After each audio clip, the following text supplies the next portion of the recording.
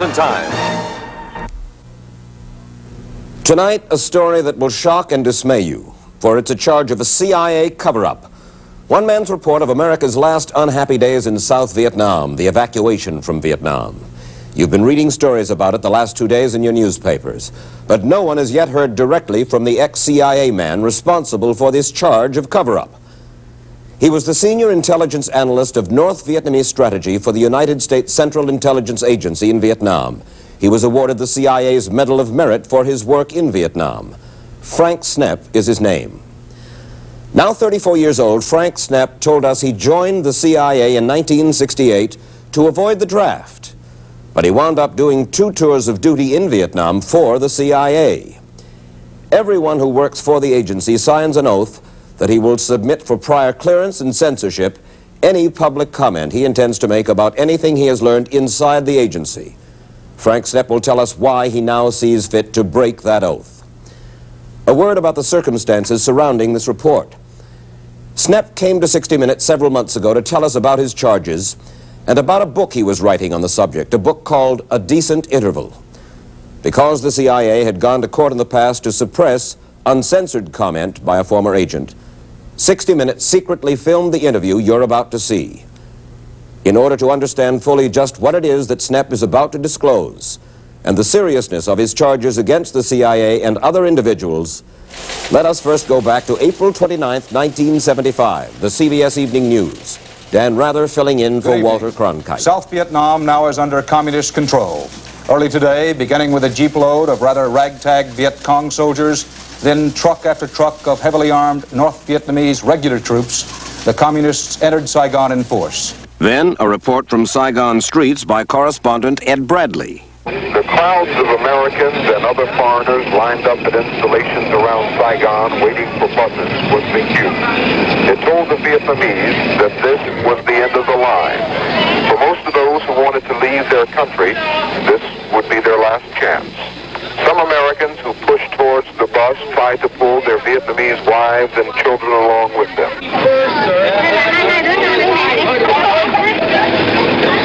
There were desperate scenes with families separated and crying out for help, pleading not to be left behind, clutching at the last straw of hope. We all decided to try and reach the United States Embassy.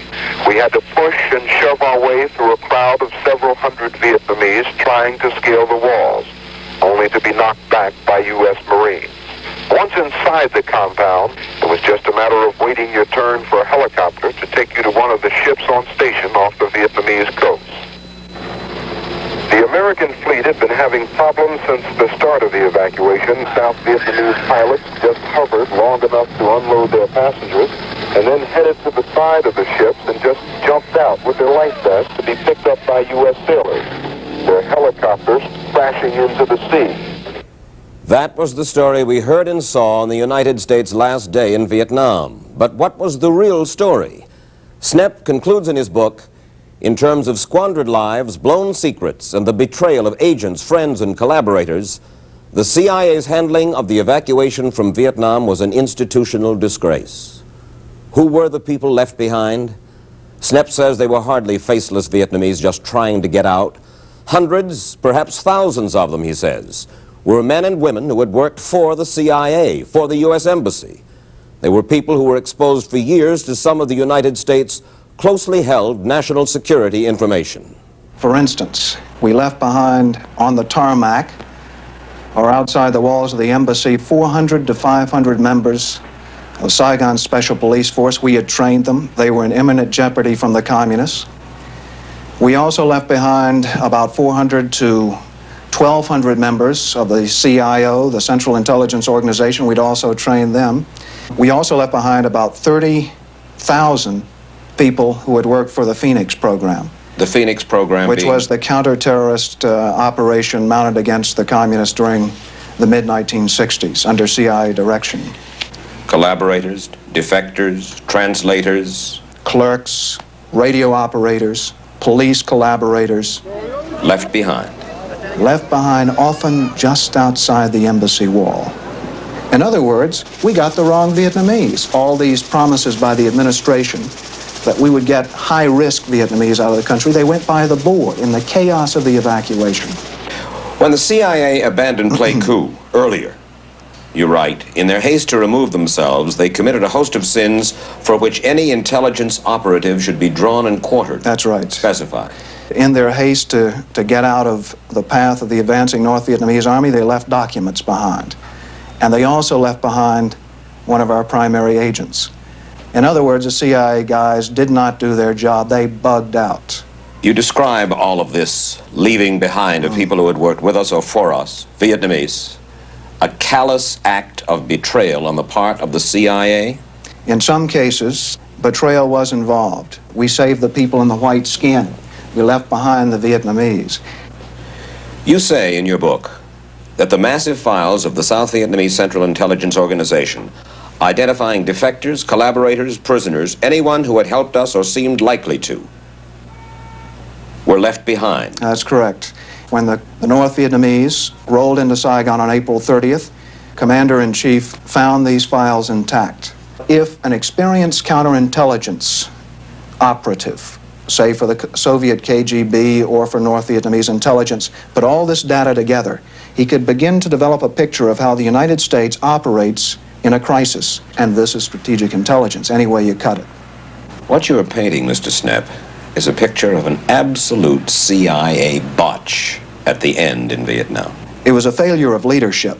There were a lot of young operatives on the ground who violated or overstepped the orders from the men on high in an effort to save the Vietnamese who depended on them. Then who are you pointing at? Thomas Polgar, CIA station chief in Saigon? Indeed, Mike, Mr. Polgar must bear primary responsibility because it was his job to organize this evacuation for the CIA. Are there others? Absolutely. Who? Director Colby, CIA Director William Colby. who failed to perceive the need for intensified evacuation planning in time. And what about Henry Kissinger? Well, there's no question that during Saigon's final days, March and April of 1975, Kissinger was making policy. And he was abusing people who disagreed with him. During a Washington Special Action Group session in early April, Schlesinger said, we must begin this evacuation now. James Schlesinger, the Secretary of Defense. Secretary of Defense. And Kissinger said, well, you're just trying to cover your ass. And he did the same thing with Colby. Kissinger accused him of trying to cover his ass. You know this for a fact? How do you know this? From people who were in the session. The evacuation was botched, says Snepp, because the United States waited too long to get it underway. And Henry Kissinger, he says, was at the root of it. Kissinger was trying to get additional money out of Congress to help the South Vietnamese to hold out. Therefore, he held off on evacuation plans. When it appeared finally by mid-April that this additional aid was superfluous, Saigon was going down the drain anyway, the South Vietnamese army was disintegrating all across the country, then another gambit was tried, and that involved the Soviets. What happened, according to Snepp, is that Kissinger approached Soviet Ambassador Dobrynin to see if the Soviets wouldn't intercede with the North Vietnamese to permit the Americans enough time for a safe and graceful exit from Vietnam. In other words, Kissinger was saying to the Soviets, look, you help us to get a negotiated settlement in Saigon. Or at least free time for an evacuation. And they led him to believe that all this was possible. That is correct, Mike. And Kissinger bought their story. He bought their story. Because he wanted so much for the negotiation to work, coalition to government to work. For some kind of political deal to work, to bail Saigon out. But according to Snepp, all this hope for a negotiated settlement and a chance for the Americans to get out gracefully, all this flew in the face of intelligence received by the CIA in Saigon. You had specific information that the North Vietnamese would not agree to a negotiated peace with a coalition government, but wanted to push right on to Saigon. That's correct. From your top agent inside the North Vietnamese leadership. Mm-hmm. You made that report.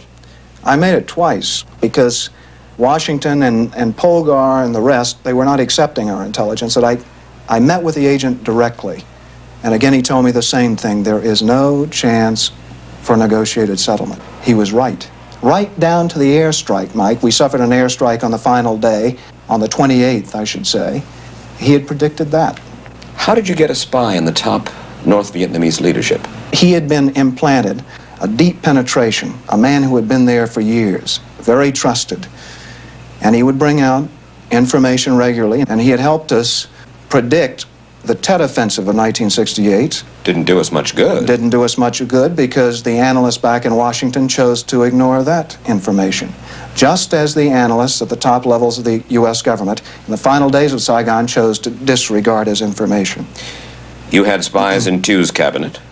That's right. We had not only spies, we had the cabinet bugged so that the South Vietnamese could hardly cough without our picking up the data.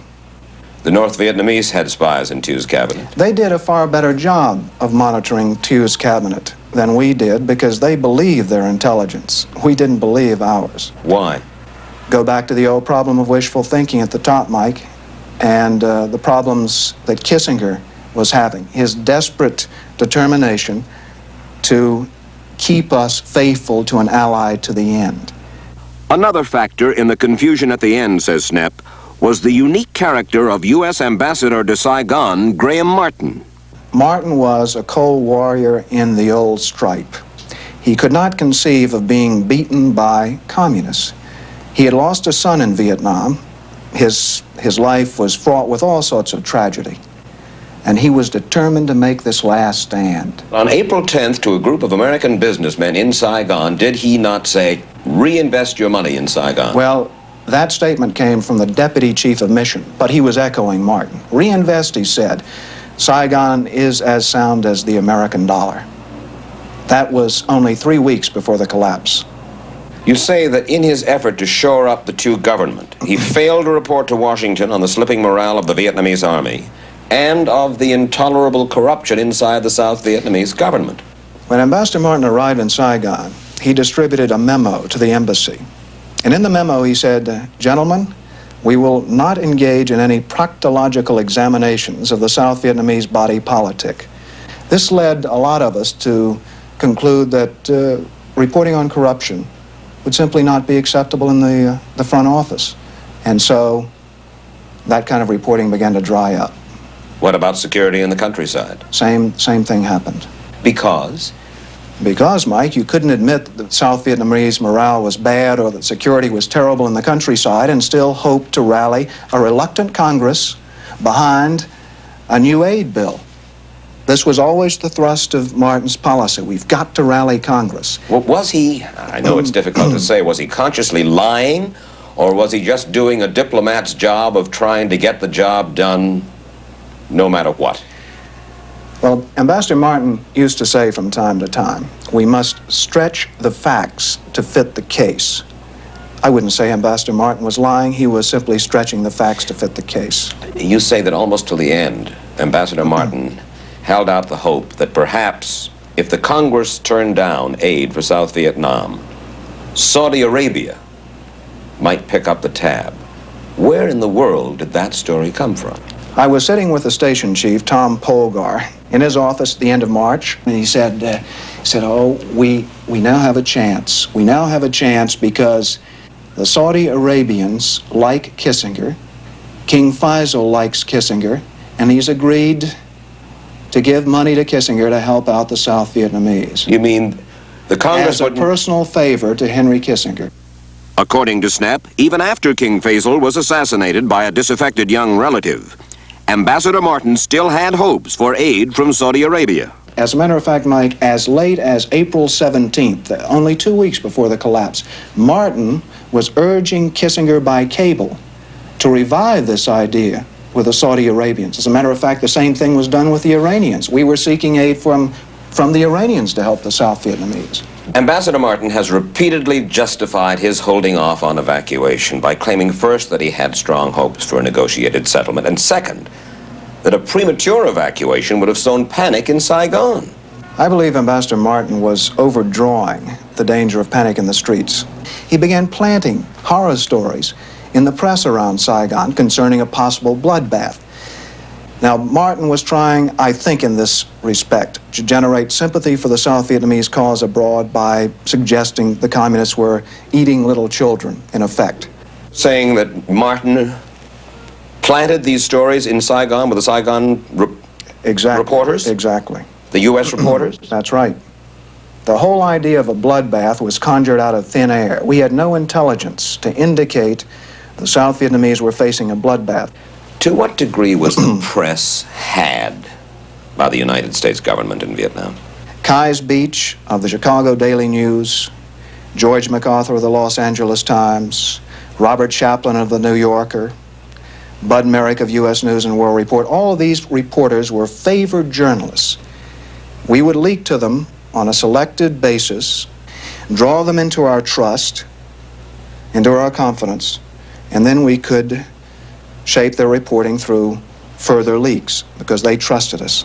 For instance, says Snepp, in the final days, the U.S. Embassy continued to leak stories pushing the chances for a negotiated settlement. And one particular reporter who bid all this hook, line, and sinker was Malcolm Brown of the New York Times. He and Polgar became very close during Saigon's final days, to the point that we were using Brown on April 28th to pass messages to the communist delegation at Tan Son Nhut. And again, Brown was not operating as a CIA operative or agent or some such. He was simply, I guess, behaving as he thought a good citizen ought to behave. And was he printing the information which you were passing back and forth? That's right. So he was simply a good reporter with a hell of a source. That's the way you could put it, yes. The sources were giving him disinformation, to use a Soviet term, and he was printing disinformation. And how was he to know? He was getting it from the ambassador and the station chief. It would have been impossible for him to know. Do you know of American journalists paid by the CIA? I know of foreign journalists paid by the CIA, whose stories appear in the New York Times and various other respected newspapers. Who? I cannot identify them because, as I have pointed out in the book, I am against dealing with sources and methods explicitly. You mean this is going on today? It continues today.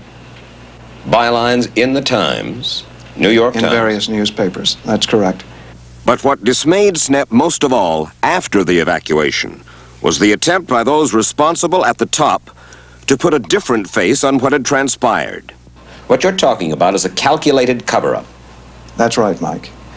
And not merely a cover-up, but also a whitewash. Director Colby was leaking to select or favored journalists his version of what had taken place. This was also going on in the State Department and in the Pentagon. Their version of what had taken place glossed over the mistakes. Snepp says it was on the insistence of Henry Kissinger that many of those government officials leaked material to selected reporters. Kissinger said that the agency and various other departments of government should open their files to certain journalists. What journalists? What journalists? Mike, I won't get into names because I happen to like the journalists involved, and they were simply operating as good journalists. They were picking up a good story where they could get it. Why would he want them to be briefed? Because I think Kissinger wanted to project his version of the collapse to make sure that he came out not as a villain, not as responsible for what had taken place. You say William Colby met with one of them and provided a compilation of our top secret reporting from Vietnam, including sources and methods. That's right, Mike. During sometime in early 1976, Colby turned over to the reporters in question this document. This document is a compilation of all of Colby's briefings before WASAG, the Crisis Management Group, and it is designed, the selections are designed to put Colby in a very good light. It originally said at the bottom, top secret sensitive. That's right, and that was the way it was shown to the reporters in question. That was the way it was shown to them. It was still a classified document. You're talking about the head of the CIA, the director. Right. That's right. That's right. Snepp's familiarity with events that transpired in Saigon and Washington, and even in Hanoi during the Vietnam War, gave him insight and knowledge shared by few others.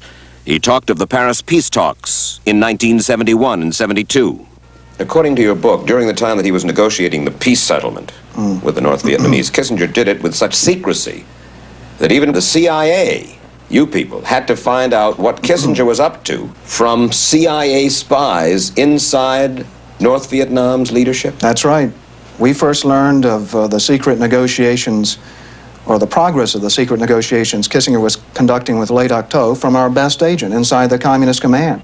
As a matter of fact, Kissinger so misled the South Vietnamese that on the very day of the ceasefire, President Thieu didn't even have a complete copy of the Paris Accord.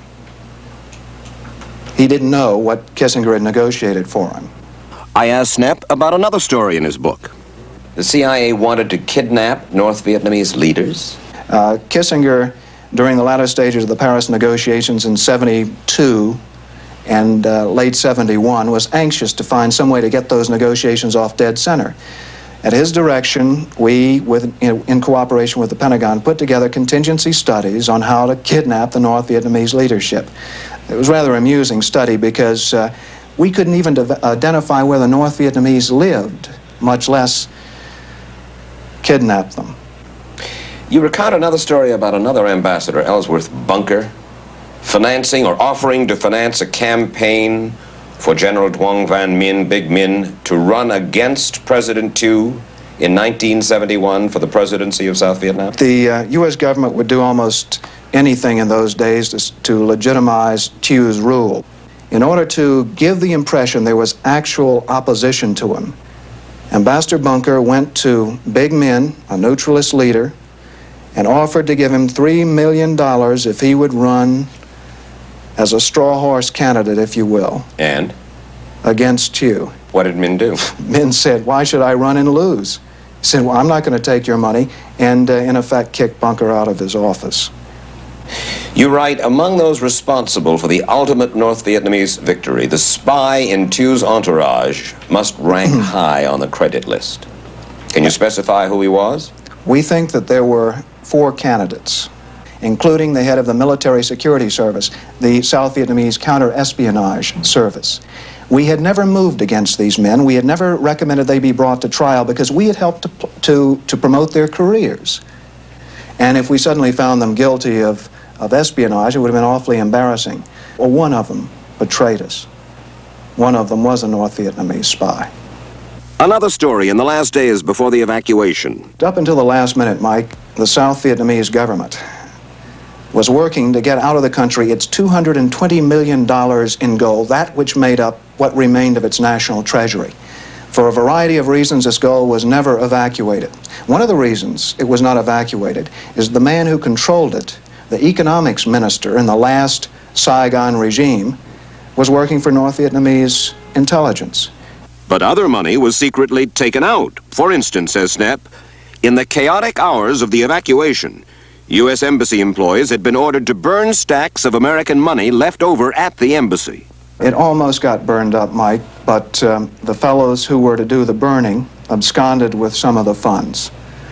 They took it out under the dresses of their Vietnamese girlfriends. In the amount of? $80,000 to $90,000. You know that for a fact? I know this for a fact. You were chosen to drive President Thieu to Tan Son Nhut Airport in Saigon on the night of his own evacuation from Saigon to Taiwan. What was that night like? We showed up at the rendezvous point at Prime Minister Kim's house slightly after nightfall. There was all sorts of sporadic weapons fire out beyond the air base, and we were nervous as hell because we had gotten reports that Nguyen Cao Ky, was planning to assassinate Thieu. Well, as the evening progressed, Thieu finally showed up. He showed up in a gray Mercedes. As he got out, he was in a gray sharkskin suit, his hair slicked back, his face oiled. He looked like a model for a Far Eastern edition of Gentleman's Quarterly. In the meantime, several of his aides had run out of the woods with big suitcases. They just materialized out of nowhere. And we said, "Can we help you pack these suitcases in the back of the car?" No, we'll take care of it. And as they put the suitcases in to the back of the cars, we heard the tinkle of metal on metal, sort of like Chinese wind chimes. What you're saying is that he was taking gold with him. He'd shipped most of his gold out of the country in early April. This was simply what was left over. There was talk that Marshal Key was involved in the drug business, not just in Vietnam, but in Southeast Asia. Would the CIA know about that?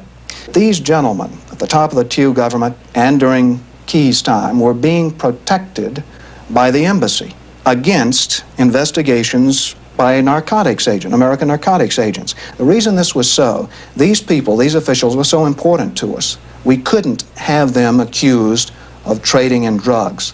The CIA, in fact, frustrated various probes into the drug problem from time to time whenever an important agent, let's say, was involved. This is a very important point, Mike, because in recent years, the CIA has reporting responsibilities on the drug question abroad. There is a conflict of interest. Sometimes we don't want a drug trafficker arrested because he's operating as an agent, so the trafficker is not arrested. Snepp says the CIA itself operated at times outside the law. In order to get more funds for its Vietnamese operations, it would trade on the money black market in Hong Kong. To make those funds go further, we would deal on the black market in Hong Kong and get a much better rate in piastres. And then we could mount operations we might not have been able to otherwise. It was an economy measure, if you will. And it didn't seem to trouble CIA officials that went against the U.S. government's efforts to. Was there corruption in the CIA in Vietnam? In 1973, mid-73, CIA auditors in Saigon discovered that a very high-ranking agency official who was operating in the central part of the country had misused funds. He had not applied his operational funds to operations, to develop agent networks and what have you. Instead, he'd used them for God knows what. This is a very important case because the territory which he was responsible for is the territory where the communists struck first during the final offensive in 1975. And it is not too much to say that the CIA officers' corruption contributed to our intelligence failure.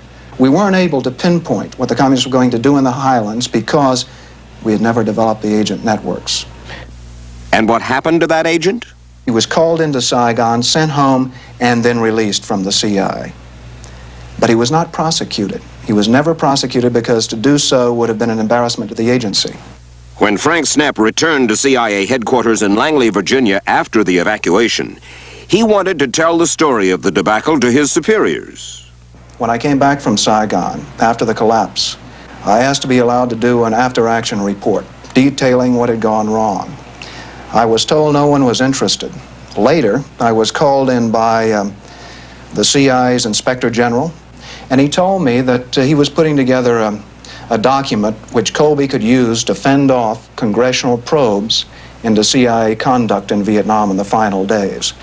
Well, I figured this was not the kind of after-action report I wanted to be associated with. They asked you to fill out an affidavit. You refused. What was in that affidavit? The affidavit tried to attribute our mistakes to local enemy action. In other words, our failure to get people out, this document said, was due to local enemy action. I refused to sign that document because it simply wasn't true. Finally, in January of 1976, Snepp resigned from the agency and began to write his book. All right, you have all these complaints about the CIA and the American evacuation, Mr. Snepp, and now you're going public. Why are you going public? You swore that you would not. You signed an oath that you would not go public. That's right. You signed that 16 September 1968. That's right. If you read on in that, there is a clause there that requires or specifies that an officer can go and register his complaints with appropriate authorities in the agency. I tried to do this. I wanted not to go public. I wanted to do my after-action report on the inside and was rebuffed at every turn. I feel I have met my obligation.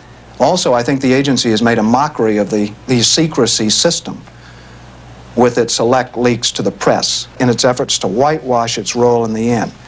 And for this reason, I regard those secrets as being declassified. The CIA knows that you've been writing this book. That's correct. When they learned of your intention, what did they do? They called several of my colleagues in the agency in, tried to squeeze information out of them, get them to inform on me, and in fact, it tried to force me to identify the publishers I had been in touch with in my preparations for writing this book. They called in a girl I had dated in the agency, threatened to fire her unless she informed on me. But this is standard practice.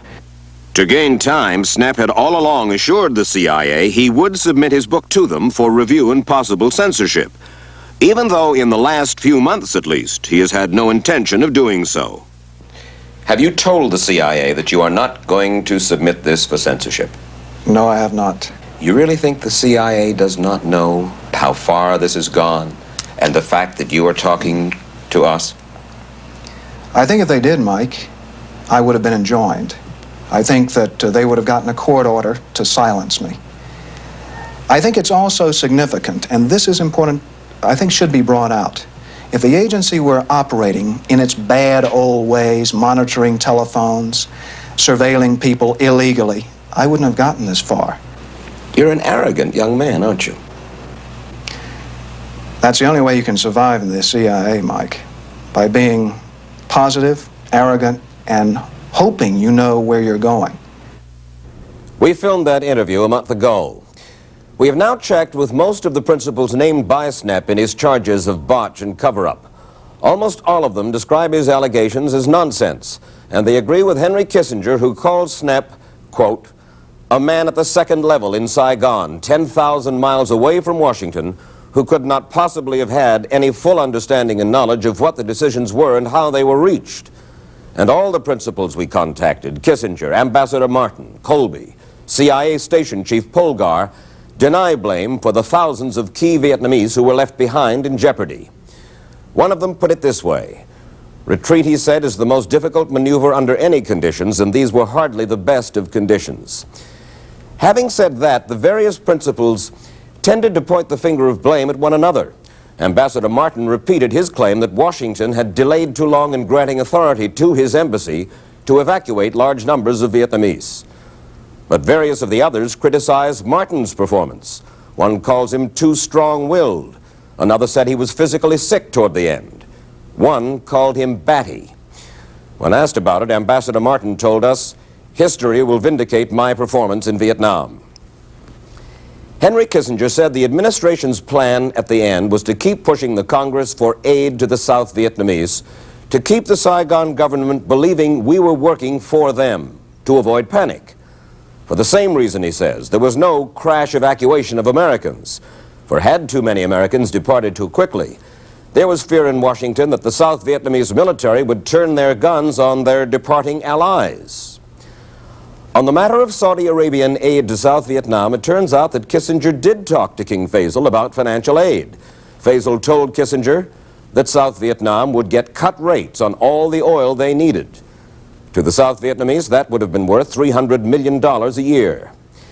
Kissinger also denies any knowledge of a CIA plan to kidnap North Vietnam's leaders. What would we have done with them if we got them, he asked.